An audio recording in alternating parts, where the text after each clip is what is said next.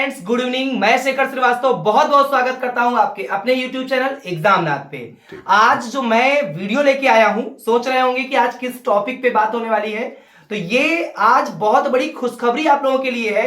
आज एग्जामनाथ YouTube channel पर आपको एक नए अध्यापक जो कि गणित के विद्वान हैं, इलाहाबाद यूनिवर्सिटी के पूर्व छात्र रहे हैं, आप सबके बीच है। मैं चाहता हूं कि हमारे अजय सर आए और अपना परिचय दें आप लोगों को। एसएससी जीडी, साथ साथ एनटीपीसी की क्लासेज, इसके साथ साथ जो भी हमारे और भी उससे रिलेटेड लाइक कांस्टेबल की परीक्षाएं होती हैं, उससे रिलेटेड जो भी गणित के प्रश्न होंगे, जो भी क्लासेस होंगी, वो अब गणित का पूरा दारोमदार जो है वो अजय सर के ऊपर रहेगा। बहुत बेहतर शिक्षक हैं। एक एक कॉन्सेप्ट ये समझ लीजिए पोस्टमार्टम होने वाला है। हर एक प्रश्नों की बखिया उधेड़ने वाले शिक्षक हैं। हर एक प्रश्नों को इतना जबरदस्त तरीके से समझाएंगे कि आपके दिमाग में, आपके दिल में वो बैठ जाने वाला है। तो बस आपको करना क्या है, एग्जामनाथ यूट्यूब चैनल पर अगर आप पहली बार आज विजिट किए हैं तो सब्सक्राइब कर लीजिएगा, बेल आइकन को प्रेस करना बिल्कुल ना भूलिएगा, क्योंकि ऐसी वीडियोस अब आपको डेली मिलने वाली है। तो मैं अजय सर से निवेदन करूंगा कि वो आए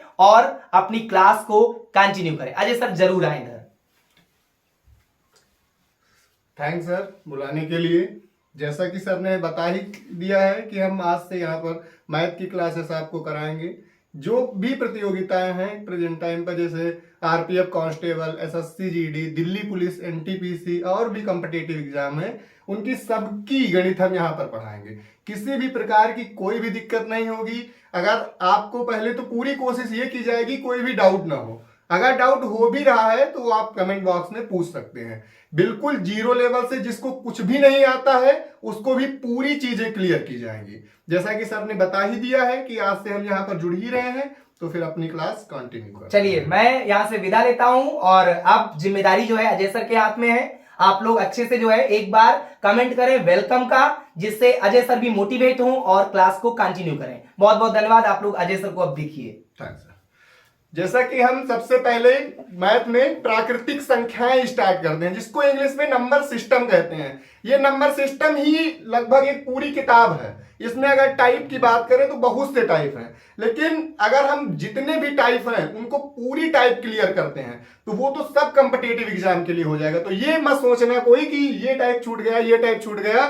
जिस दिन नंबर सिस्टम खत्म होगा, आप किसी भी बुक से प्रश्न उठा लीजिएगा, आपके 100% प्रश्न बनेंगे। तो फिर हम स्टार्ट करते हैं नंबर सिस्टम से। नंबर सिस्टम से ही स्टार्ट करते हैं। सिलेबस जो है आपको बता दिया जाएगा, फालतू का यहाँ पे लिखे घंटों टाइम लगे तो इतना टाइम आप लोगों के पास है नहीं, इसलिए हम नंबर सिस्टम से ही स्टार्ट करते हैं। तो हमारा टॉपिक है आज का प्राकृतिक संख्याएं।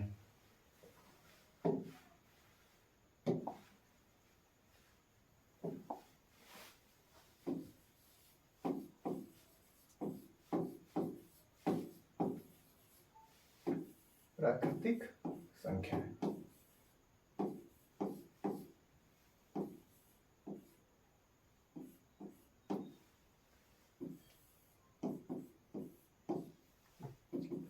प्राकृतिक संख्याएं में सबसे पहले हम यही जानेंगे कि ये प्राकृतिक संख्याएं क्या होती हैं, क्योंकि इसमें तो बहुत सी संख्याएं हैं, सम संख्या, विषम, भाज्य, अभाज्य, लेकिन सबसे पहले हम प्राकृतिक संख्या को ही जानेंगे कि ये संख्या होती क्या है। क्योंकि इस लेसन का भी नाम प्राकृतिक संख्या है, तो हम स्टार्ट ही प्राकृतिक संख्या से कर रहे हैं। जैसे कि आपने जब बेसिक शिक्षा ली होगी, जैसे 8 में 9th में ये चीजें बताई जाती हैं कि वो संख्याएं जो नंबर रेखा पर लिखी जा सके उनको ही प्राकृतिक संख्याएं कहते हैं। तो ये नंबर रेखा क्या है, इस पर हम कैसे रिप्रेजेंट करेंगे उसको, ये पूरी चीजें डिटेल से आप लोगों को बताई जाएंगी। जैसे कि यहां मैंने एक नंबर रेखा ली, तो कोई भी चीज हो, प्राकृतिक संख्याएं हैं जो 1 से स्टार्ट होती हैं। अब ये कोई नहीं हमसे कहेगा कि प्राकृतिक संख्या 1 से स्टार्ट होती है तो ये 0 कहां पर गया, उसके बारे में भी चर्चा करेंगे हम लोग। तो इसलिए हम सबसे पहले यहां पर बोलते हैं। जैसे हमने कोई लाइन लिखी आज के टाइम पर, जैसे 1 2 3 4 5, तो यहां से जो हमने स्टार्ट की ये पूरा इनफाइनाइट डॉट डॉट करके ये इनफाइनाइट तक चला जाएगा। इसी को हम प्राकृतिक संख्याएं कहेंगे। तो सबसे पहले प्राकृतिक संख्याएं हैं क्या? जो एक से स्टार्ट होती हैं इनफाइनाइट तक जाती हैं, वो प्राकृतिक संख्याएं हैं। प्राकृतिक संख्याएं निगेटिव भी हो सकती हैं, पॉजिटिव भी हो सकती हैं। हम इनके बारे में भी चर्चा करेंगे कि ये कहां पर निगेटिव होती हैं, कहां पर पॉजिटिव होती हैं। तो सबसे पहले हम एक एक चीज क्लियर करते हैं।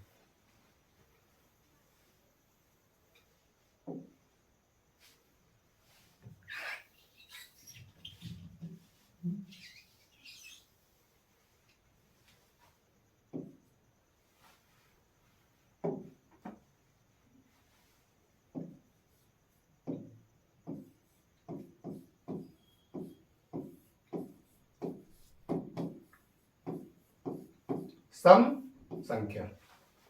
सम संख्या हमारी कहां से स्टार्ट होती है, किनको सम संख्या कहते हैं? सम संख्याएं वो संख्याएं होती हैं जो दो से कट जाए, जो दो से कट जाए। तो बहुत लोग ये कहेंगे जैसे कि सम संख्या सर दो से कट गई, 2 हो गया, 4 हो गया, 6 हो गए, 8 हो गया, 10 हो गया। तो हमसे ये भी कहेंगे कि सर जो ये 0 है क्या ये सम में काउंट किया जाएगा? सबसे बड़ा लॉजिक आज का यही है कि ये जो 0 है ये सम में काउंट किया जाएगा कि नहीं काउंट किया जाएगा? तो ये 0 100% सम में काउंट किया जाएगा। बल्कि बात यह है कि ये निगेटिव भी हो सकती है, पॉजिटिव भी हो सकती है। जैसे अगर हम -2 लिखें, -4 लिखें, -6 लिखें, -8 लिखें, तो ये भी हमारी सम संख्याएं ही हैं। ये नहीं मैटर करता है कि ये पॉजिटिव है कि निगेटिव है। अब रह गई बात 0 की। कुछ लोग पूछेंगे कि ये 0 पॉजिटिव इवन नंबर है, सम संख्या है, या निगेटिव इवन नंबर है? तो ये ना तो 0 पॉजिटिव है ना ही निगेटिव है। ये मैटर करता है कि जब हम किसी संख्या को रिप्रेजेंट करते हैं तो उसका स्थान कैसा रहता है। इसे स्थान का मतलब ये है कि जैसे हमने कहीं पर लिखा कि -10, जैसे हमने लिखा 20 -10, 20 -10 रखा, तब तो ये -10, यहां पर जो ये -10 है ये निगेटिव है और यहां पर ये पॉजिटिव है। तो हम इसको ना तो पॉजिटिव कह सकते हैं ना ही निगेटिव कह सकते हैं। तो ये जो 0 है इसके ऊपर कोई चार्ज नहीं होता, ना तो धन का चार्ज ना ही ऋण का चार्ज। इसलिए अगर कोई ये हमसे पूछना चाहे कि 0 के ऊपर किसका चार्ज होता है तो ये पॉसिबल नहीं है। तो 2 से स्टार्ट होने वाली संख्याएं जितनी भी हैं जिनके लास्ट में ये कोई भी डिजिट इनमें में से दिखाई दे रही हैं वो एक प्रकार की सम संख्याएं हैं। नेक्स्ट बात करते हैं हम विषम संख्याओं की।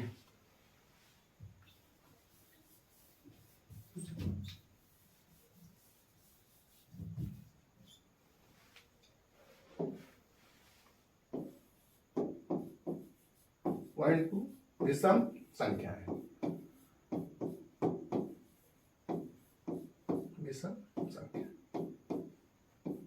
विषम संख्याएं, विषम संख्याएं वो होती हैं जो इन संख्याओं से किसी से भी ना कटें। तो बेसिकली हम बात करें तो 2, तो जितनी भी संख्याएं ये लिखी गई हैं इनके अंदर सब में 2 इंक्लूडेड है।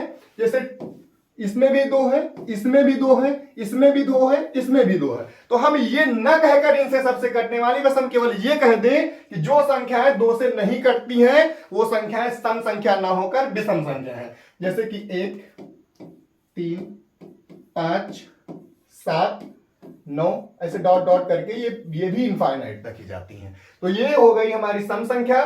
दूसरा पॉइंट हमारा हो गया विषम संख्या।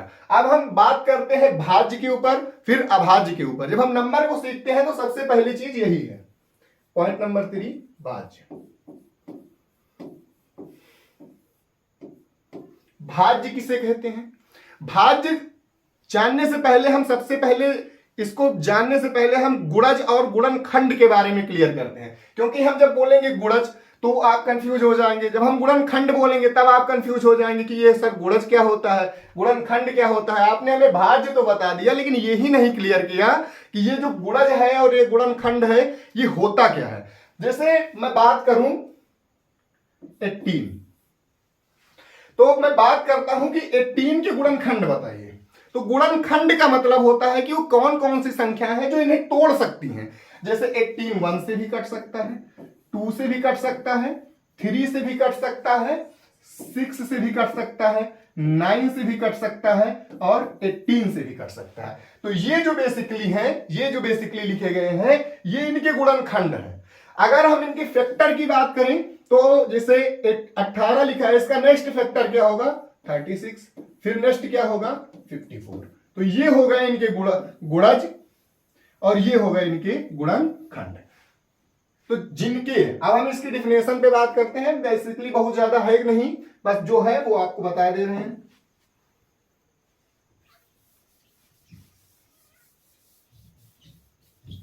इसकी डिफिनेशन है, जो संख्याएं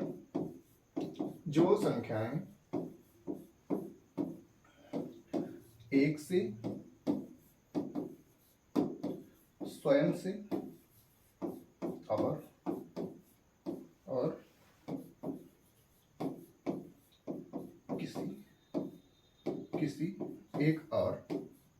किसी एक और संख्या से कटे, किसी और एक संख्या से कटे वो भाज्य होती है, वो भाज्य होती है। कहने का सेंस ये मैटर करता है कि भाज्य उन संख्याओं को कहेंगे जो एक से और स्वयं से, जितनी भी संख्याएं हैं वो एक से और स्वयं से तो कटती ही हैं, बल्कि उनका एक और गुणनखंड होना चाहिए। मतलब कोई एक और संख्या हो जो उनको काट दे। काटने का सेंस ये मैटर करता है, वो उनको डिवाइड कर दे, तो वो हमारी भाज्य संख्याएं कहलाएंगी। भाज्य संख्या जैसे कि हमने लिखा है यहां पर 4, मैं साथ ही साथ प्रूफ करता हूं, तो ये एक से तो कट ही रही है, ये स्वयं से भी कट रही है क्योंकि स्वयं इसका 4 है, 4 से भी कट रही है, और तीसरी चीज ये 2 से भी कट रही है। तो इसके 3 गुणज हो गए, ये 3 हो गए। तो जो कोई भी संख्या है जो एक से कटे, स्वयं से कटे और किसी एक संख्या से कटे, उसी को हम भाज्य कहते हैं। तो नेक्स्ट पेज पे चलते हैं। अभाज्य,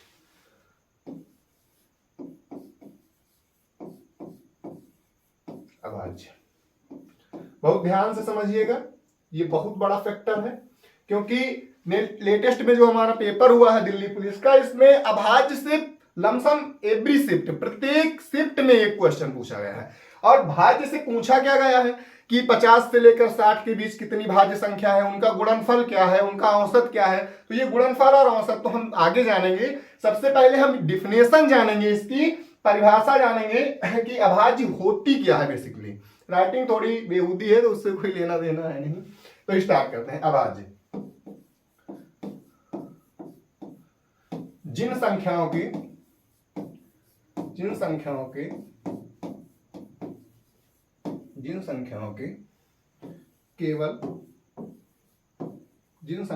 केवल 2 गुणनखंड हों, वो अभाज्य कहलाती है, वो अभाज्य कहलाती है। कहने का सेंस ये मैटर करता है कि जो संख्याएं केवल एक से कटे और स्वयं से कटे, उन्हें ही हम अभाज्य कहते हैं। और तीसरी संख्या कोई भी इनको कट न करे। तो सबसे छोटी अभाज्य संख्या कौन सी होती है? सबसे छोटी अभाज्य संख्या कौन सी होती है? बेसिकली इसके बारे में भी हम जानेंगे। सबसे छोटी अभाज्य संख्या हमारी 2 होती है। अब सबसे बड़ा पॉइंट है, इस 2 को हम कैसे प्रूव करें कि ये भाज्य है या अभाज्य है, इसको हम प्रूव करते हैं। देखिए, ये सबसे पहला ये 1 से ही डिवाइड होगी, और ये 2 स्वयं, इसका जो स्वयं है वो 2, ये केवल 1 से कटती है और 2 से कटती है, और कोई भी संख्या इसे डिवाइड कर ही नहीं सकती। तो जो सबसे छोटी अभाज्य संख्या हमारी है वो हमारी 2 है। अभाज्य संख्या कहने का सेंस ये मैटर, जो केवल एक से कटे और स्वयं से कटे, उन्हें हम अभाज्य कहते हैं, और उनका तीसरा कोई भी गुणनखंड मुमकिन ना हो। तो अभाज्य संख्या के बारे में भी हम जानेंगे। जैसे हमने एक संख्या लिखा 37, हम ये कैसे प्रूव करें कि ये भाज्य है कि अभाज्य है? तो एक से जितनी भी संख्याएं हैं 0 को छोड़कर, अब हम ये कहेंगे जितनी संख्याएं सब एक से कटती है तो 0 भी एक से कटना चाहिए, ये तो पॉसिबल ही नहीं है। तो इसलिए जितनी भी संख्याएं हैं वो नहीं, जो प्राकृतिक संख्याएं हैं वो एक से और स्वयं से कटे और उनका तीसरा कोई भी गुणनखंड ना हो, उसे ही हम अभाज्य कहते हैं। जैसे ये एक से कट ही रही है और स्वयं, स्वयं का मतलब होता है खुद से, तो ये खुद से 37 से तो ये कट ही रही है, और ये तीसरी और कोई ऐसी संख्या हो ही नहीं सकती जो इसे डिवाइड कर दे। जैसे कि बहुत सी कंफ्यूजन होती है, जैसे हम पता करना चाहें कि 67 भाज्य है कि अभाज्य है, हम यहीं पर ही बता दे रहे हैं क्योंकि अभी हमने वर्ग नहीं पढ़ाया है, लेकिन लगभग ये तो उम्मीद है कि 10 तक तो वर्ग जितने लोग हैं पढ़ रहे हैं उनको सबको क्लियर होगा। जैसे हमें क्लियर करना है कि 67 जो है ये भाज्य है कि अभाज्य है, तो हम जस्ट इसके बाद वाला कोई स्क्वायर लेंगे। तो 67, तो जो 64 होता है वो तो 8 का स्क्वायर होता है, फिर हम 9 का स्क्वायर 81, 81 लेंगे। 81 से पहले कौन कौन सी अभाज्य संख्याएं हैं? 81 से पहले 7, 5, 3, 2। अगर ये संख्या इनमें से किसी भी संख्या से कट रही है तो ये भाज्य हो जाएगी, लेकिन अगर ये संख्या इनमें किसी से भी नहीं कट रही है तो ये अभाज्य हो जाएगी। 2 से कटने के लिए लास्ट में सम संख्या का होना चाहिए, तो ये तो है ही नहीं। 3 से कटने के लिए तो अभी डायरेक्टली भाग देकर देख लीजिए, क्योंकि अभी हमने डिविजिबिलिटी विभाजकता का रूल नहीं पढ़ा है। जब हम पढ़ लेंगे तो हम बड़े से बड़े नंबर को केवल देखेंगे और बता देंगे कि ये किससे डिविजिबल है। जैसे ये बहुत से लोग हैं जो मानेंगे कि नामुमकिन है, बट आप 2 क्लास लीजिए कंटिन्यू, फिर आपको पता चलेगा कि क्या देखने से भी सवाल बनते हैं। तो हाँ, सच है कि देखने से भी सवाल बनेंगे।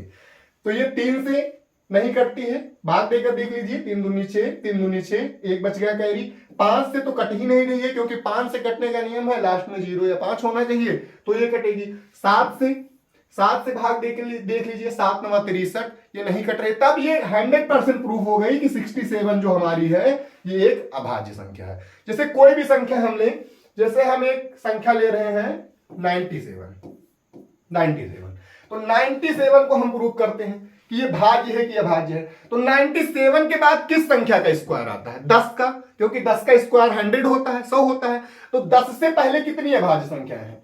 7, 5, 3, 2।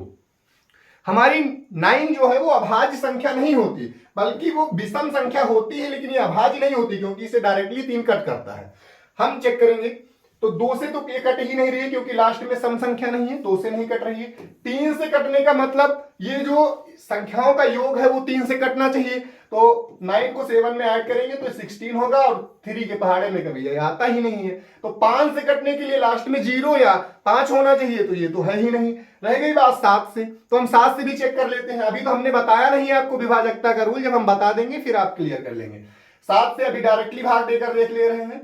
7 से अगर इसको हम भाग देंगे तो 7 एकम 7, बच गए यहाँ 2 और 27, तो 7 त्रिक 21, 6 कैरी बच गया, तो कैरी बच गया तो ये भाज्य है ही नहीं। तो ये होता है अभाज्य संख्या का फैक्टर। हम ये बताएंगे कि 1 से लेकर 100 तक कितनी अभाज्य संख्याएं हैं, कौन कौन सी अभाज्य संख्याएं हैं 1 से लेकर 100 तक, वो पूरी चीजें क्लियर करेंगे, और इनसे रिलेटेड आपको दिखाएंगे भी कि क्वेश्चन कि कैसे कैसे क्वेश्चन पूछे गए हैं। ये नहीं मतलब है कि हम केवल पढ़ाएंगे और चले जाएंगे, आपको उनके प्रीवियस ईयर क्वेश्चन वर्कशीट भी प्रोवाइड कराई जाएगी। और आप एक बार ट्रस्ट कीजिए एग्जामनाथ यूट्यूब चैनल पर, फिर आपको पता चलेगा कि आपको यहाँ क्या कंटेंट दे रहे हैं। देखिए, जितने भी टीचर पढ़ाते हैं सब अच्छा पढ़ाते हैं, कोई टीचर खराब नहीं पढ़ाता है, बल्कि आप एक बात देखिए, अगर आपके समझ में आ रहा है तो बहुत अच्छी बात है। अब हम स्टार्ट करते हैं। अभाज्य संख्याएं जैसे कि कोई भी संख्या, जैसे 23 है, हम स्टार्ट करते हैं। 23 है, 23 को हमें ये पता करना है कि ये भाज्य है कि अभाज्य है। जैसे कि बेसिकली तो बहुत लोगों को पता ही है 1 से लेकर 100 तक कि ये भाज्य है कि अभाज्य है। तो 23 के जस्ट बाद किसका स्क्वायर आता है? 25, ये 5 का स्क्वायर है, तो 5 का स्क्वायर ये है। इससे जस्ट पहले कौन कौन सी अभाज्य संख्याएं हैं? 5 से पहले 5, 3, 2। तो क्या ये 2 से कटता है? 2 से कटने के लिए इसके लास्ट में कोई सम संख्या होनी चाहिए, है ही नहीं। 3 से कटने के लिए अंकों का योग, जैसे 2 हो गया और 3 हो गया, इनको हम ऐड करते हैं तो ये 5 आया, जबकि अंकों का योग इतना आना चाहिए कि ये इनसे डिविजिबल हो जाए। तो 3 के पहाड़े में कभी 5 आता ही नहीं है, तो ये पॉसिबल नहीं। 5 से कटने के लिए इनके लास्ट में 0 होना चाहिए या 5 होना चाहिए, तो ये भी पॉसिबल नहीं है, इसलिए ये संख्याएं अभाज्य है। आगे हम स्टार्ट करते हैं।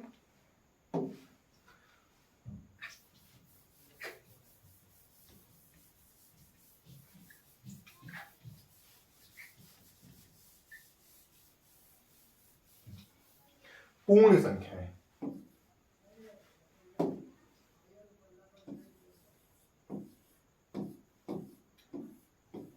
पूर्ण संख्या,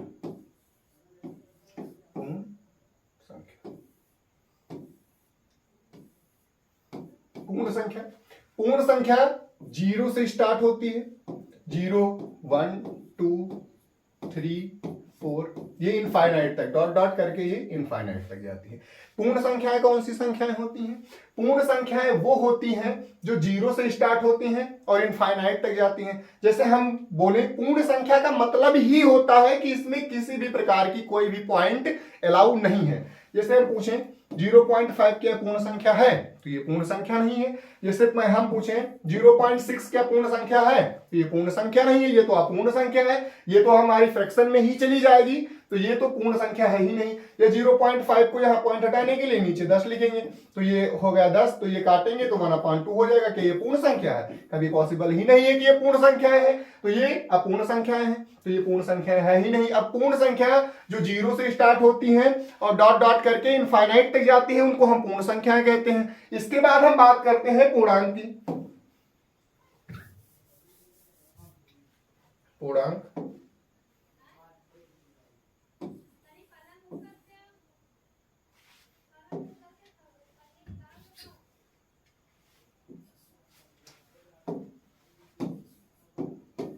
पूर्णांक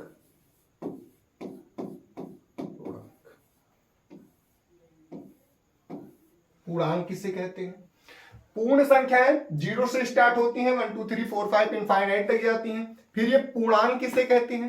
पूर्णांक -1 से लेकर डॉट डॉट ये +1, -1 से लेकर 0, +1 2 3 4 5 ये डॉट डॉट जाती हैं। ये निगेटिव और पॉजिटिव दोनों हो सकती हैं। जो पूर्णांक है ये जो है ये निगेटिव और पॉजिटिव दोनों हो सकती हैं। बेसिकली जो हमारी पूर्ण संख्या है ये निगेटिव नहीं हो सकती है। कहां पर एक आध पॉइंट है कहीं पर निगेटिव भी होती है, अपवाद तो हर चीज में होता है, वह बता भी दिया जाएगा। बल्कि जो पूर्ण संख्याएं हैं वो 0 से स्टार्ट होती हैं, डॉट डॉट करके इनफाइनाइट तक जाती हैं। जो पूर्णांक है वो माइनस प्लस दोनों होते हैं, ये इनफाइनाइट तक जाते हैं। तो ये हो गई हमारी पूर्ण संख्या, ये पूर्णांक।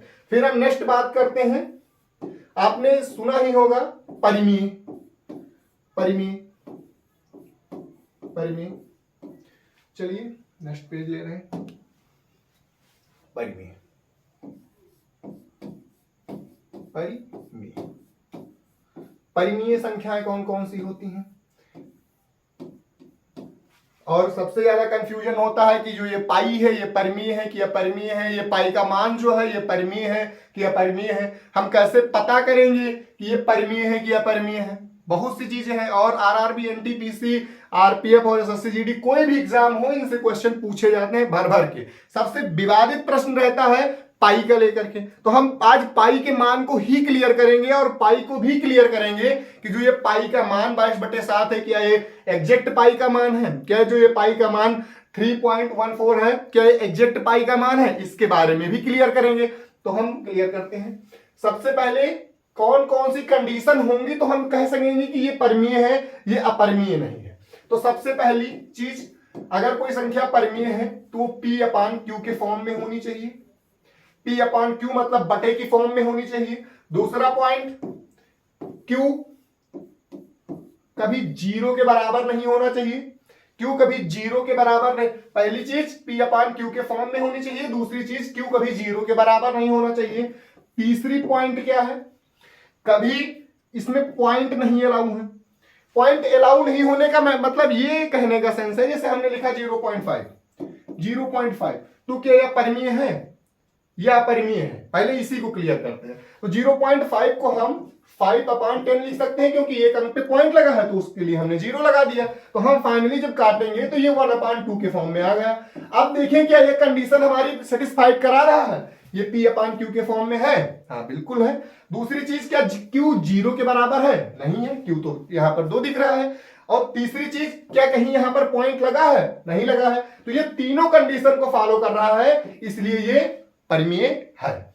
बहुत सी चीजें हैं, जैसे हम कहीं पर पॉइंट का प्रयोग करें तो वो हमें ये देखना होगा कि क्या ये जो पॉइंट है ये बढ़ता जा रहा है, आगे कहीं पर समाप्त नहीं होता है, तो वो अपरिमेय हो जाएंगी। हम अपरिमेय के बारे में बात करेंगे। सबसे पहला पॉइंट कि कौन कौन सी कंडीशन होनी चाहिए कि संख्या परिमेय होनी चाहिए। तो परिमेय के लिए सबसे पहली चीज P अपान Q के फॉर्म में होना चाहिए, Q कभी 0 के बराबर नहीं होना चाहिए, ये दशमलव के बाद चीजें बढ़नी नहीं चाहिए, ये एक दो पॉइंट पर जाकर समाप्त हो जाए, उन्हीं को हम बेसिकली परिमेय संख्या कहते हैं। परिमेय के बाद नेक्स्ट चीज अपरिमेय।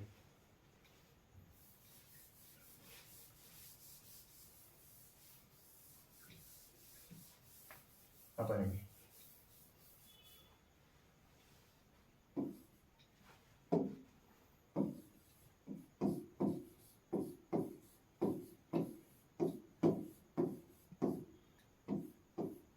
अपरिमेय अपरिमेय संख्याएं कौन कौन सी अपरिमेय संख्याएं होती हैं, इसके बारे में भी बात करते हैं। अपरिमेय संख्याएं वो संख्याएं होती हैं जो P अपान Q के फॉर्म में नहीं होती हैं, और यहां पर कहीं पर भी Q का मान 0 भी हो जाता है। और दूसरी चीज, ये जो होते हैं ये पॉइंट के बाद ये बढ़ते ही चले जाते हैं, कहीं पर ये खत्म होने का नाम ही नहीं लेते हैं। जैसे कि हम अगर कहीं पर भी 0.133 लिखें तो ये जो 133 है, हमने तो बेसिकली ये 2 पॉइंट तक ही 33 लिखा है, ये डॉट डॉट करके इनफाइनाइट तक भी जा सकता है, इसकी कोई भी वैल्यू फिक्स नहीं है कि कहां पर ये फिक्स है। तो परिमेय कोई भी चीज संख्या हो वो P अपान Q के फॉर्म में होनी चाहिए, Q का मान कहीं पर 0 नहीं होना चाहिए, और दशमलव के बाद अगर चीजें बढ़ती हुई जा रही हैं तो बेसिकली अपरिमेय कहलाएंगी। अब रह गई बात पाई की, हम डिस्कशन करते हैं कि पाई जो होता है ये परिमेय है कि अपरिमेय है।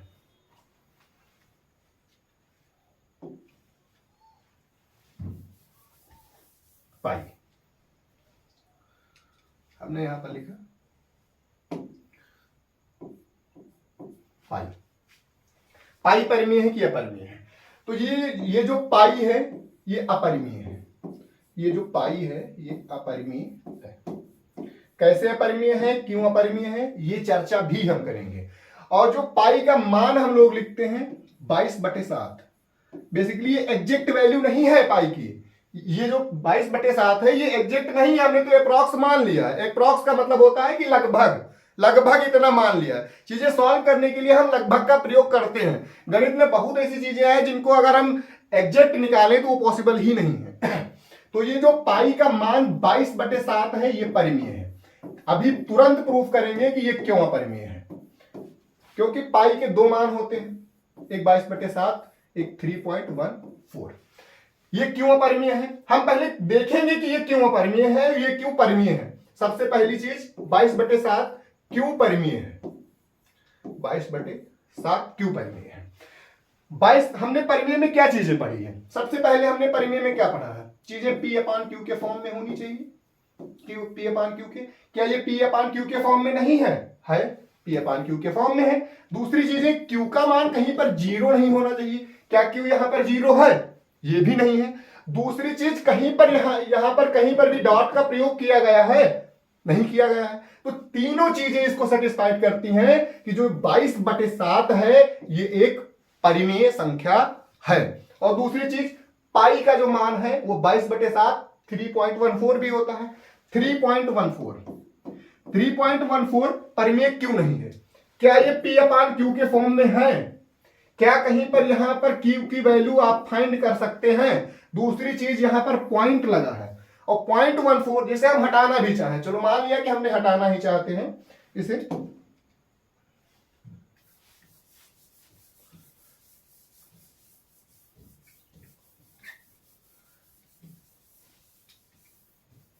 हटाना नहीं चाहते हैं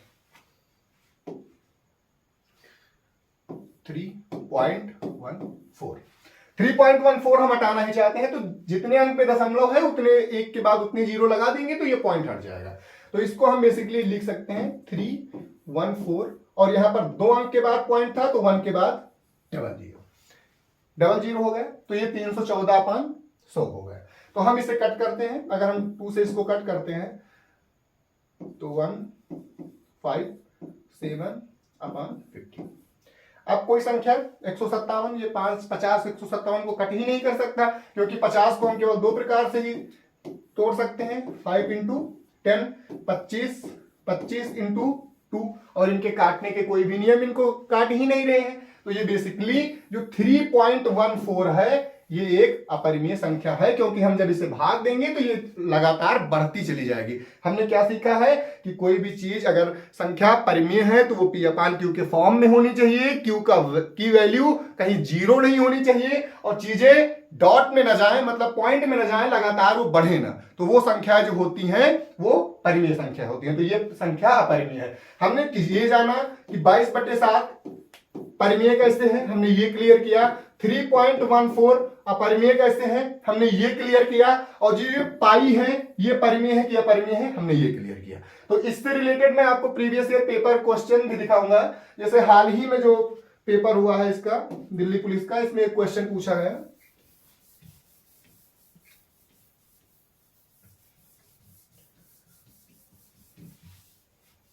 इसमें एक क्वेश्चन पूछा गया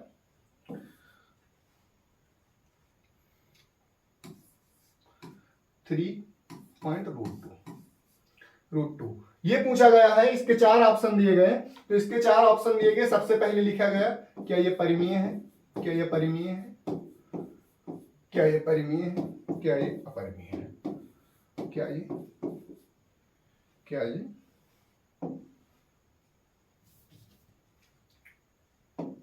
क्या ये अपरिमेय है, क्या ये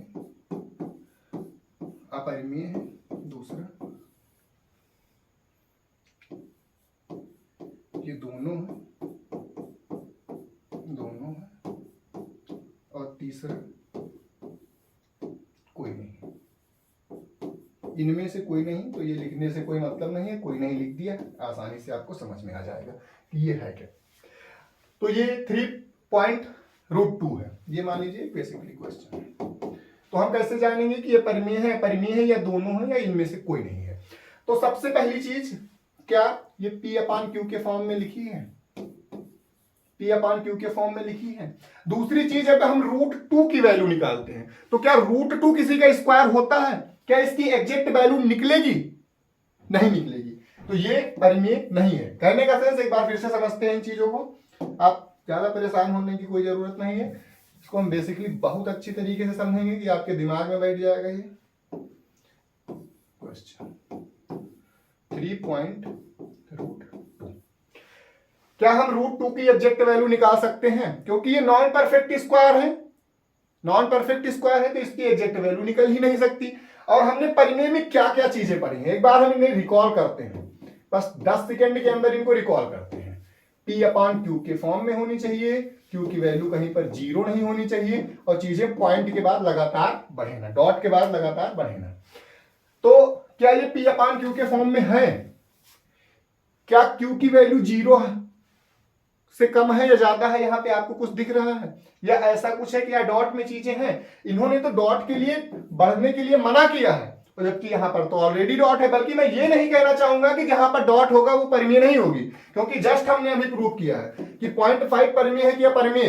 तो हम जानेंगे कि हम इस 5 को पॉइंट के बाद ये जीरो है तो 10 लिख सकते हैं। हम अगर इसे काटेंगे तो ये 1/2 हो जाएगा, और 1/2 हो जाएगा तो ये सारी कंडीशन प्रूव करेगा, क्योंकि P/Q के फॉर्म में है, Q की वैल्यू जीरो नहीं है, ये डॉट लगातार नहीं जाता है, ये 1 ही बार में कट जाता है। तो ये चीज है, मैं ये नहीं कहना चाहता कि जहां पर भी पॉइंट लगा है वो संख्याएं परिमेय नहीं है, वो संख्याएं परिमेय हो सकती हैं। 100% ना तो वो परिमेय है ना तो वो अपरिमेय है। इसलिए ये जो संख्या है ये इन तीनों कंडीशन को किसी को फॉलो नहीं कर रही, तो ये परिमेय नहीं है। अगर ये परिमेय नहीं है अच्छा, सेकेंड ऑप्शन ये अपरिमेय है। हाँ ये अपरिमेय है, क्योंकि जब हम परिमेय और अपरिमेय की बात करते हैं तो दोनों में से कोई ना कोई तो एक होगा ही, 100% इसके चांस है। तो ये परिमेय, ये दोनों तो हो नहीं सकती, क्योंकि यहाँ परिमेय अपरिमेय और इनमें से कोई नहीं, ये नहीं हो सकता। तो ये कैसे अपरिमेय है ये। और जस्ट जो हमारी ये थ्योरिकल क्लास है, जब खत्म होगी तो आपको क्वेश्चन PDF दिए जाएंगे, और उनमें उनकी डेट भी पड़ी रहेगी। आप खुद देख लेना कि कितने क्वेश्चन कहाँ से पूछे गए हैं। NTPC का फेवरेट टॉपिक रहा है ये परिमेय अपरिमेय, NTPC का बिल्कुल फेवरेट टॉपिक रहा है। जितनी भी शिफ्ट हुई है लगभग एक आध छोड़ के सब में ये क्वेश्चन पूछे गए हैं।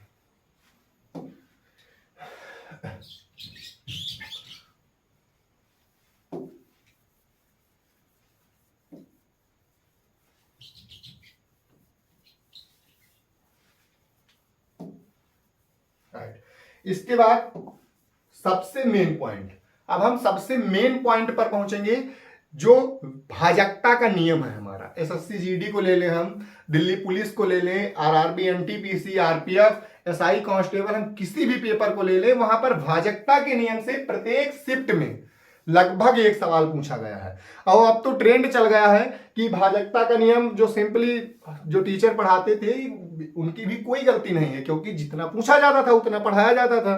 तो इसलिए 1 से लेकर 20 तक जितने भी नंबर हैं इनके सब की हम भाजकता जानेंगे। जैसे कि 1 से लेकर 20 तक जानेंगे, और इसमें से 13 है, 17 है, 19 है, ये अभाज्य संख्या हैं, तो इनके बारे में भी हम डिस्कशन करेंगे और इनसे रिलेटेड जो भी क्वेश्चन होंगे उनको हम दिखाएंगे आपको।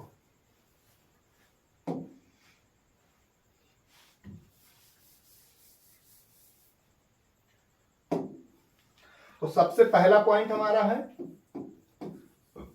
भाजकता, भाजकता, भाजकता का नियम, भाजकता का नियम, भाजकता का नियम। इसमें पहली चीज है 1।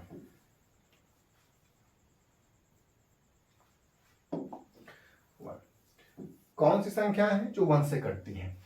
तो 0 को छोड़कर जितनी भी संख्याएं हैं वो पॉजिटिव हो या निगेटिव हो, वो 1 से कटती हैं। बल्कि 0 को छोड़कर, अब ये कहेंगे कि 10 है, 20 है, तो वो तो कट जाएगा फाइनली 1 से, लेकिन केवल 0 की हम बात करें तो 0 1 से नहीं कटता है।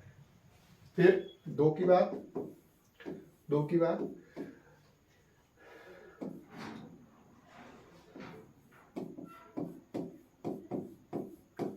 अंतिम संख्या, अंतिम संख्या सम, अंतिम संख्या सम हो।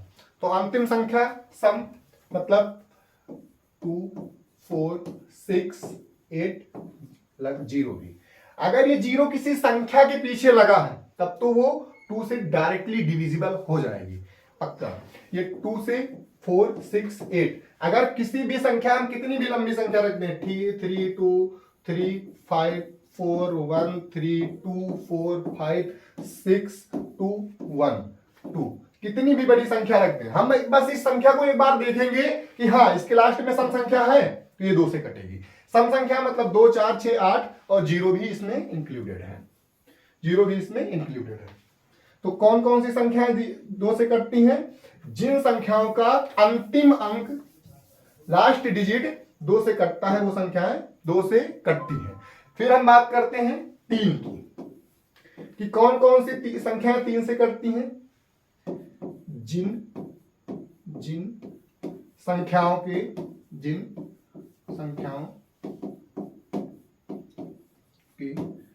अंकों का योग, जिन संख्याओं के अंकों का योग 3 से विभाजित होगा, 3 से विभाजित होगा वो संख्या 3 से भाग हो जाएगी, भाग हो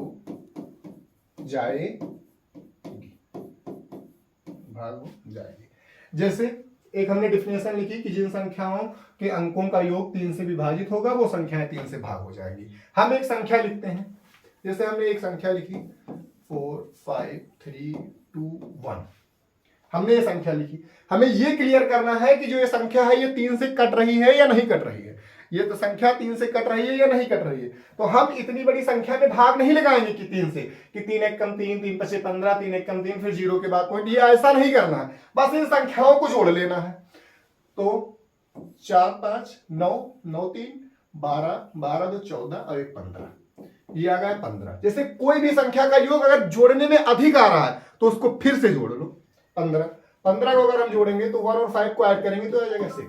अब यहां पर हम 3 से अगर 6 में भाग देंगे तो ये आराम से कट जाएगी, 3 2 जा 6। तो ये जो पूरी संख्या है ये किससे डिविजिबल है? 6 से। तो हमने इस चीज को प्रूव किया कि जिन संख्याओं के अंकों का योग 3 से कटेगा वो संख्याएं 3 से कटेंगी।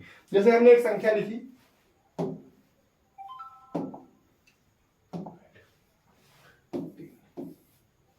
जैसे हमने एक संख्या लिखी 4 5 9 8 6 2।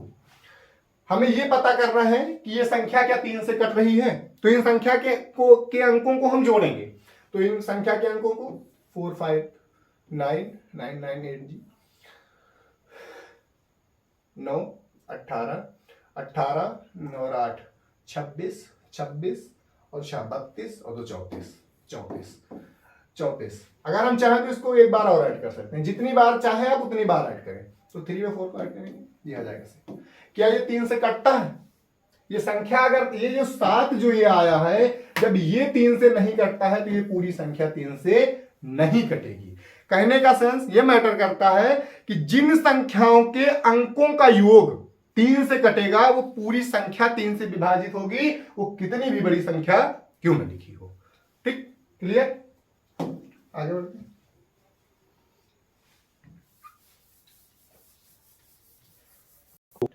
जैसे कि 3 का डिविजिबिलिटी रूल है। जैसे हमने आज क्या क्या पढ़ा है, पहले हम एक बार इसको रिकॉल करते हैं, फिर बहुत ज्यादा बड़ी वीडियो ना बनाकर ये छोटे ही रखते हैं।